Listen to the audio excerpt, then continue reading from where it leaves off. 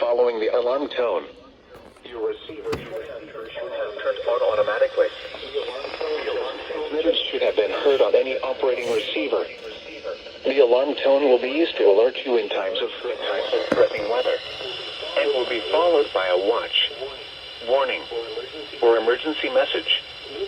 This test will be conducted each Wednesday between 11 a.m. and noon, except when hazardous weather threatens. The test will be postponed until the first fair weather day. Once again, this has been a test of the no-weather radio warning device. We now return to normal programming.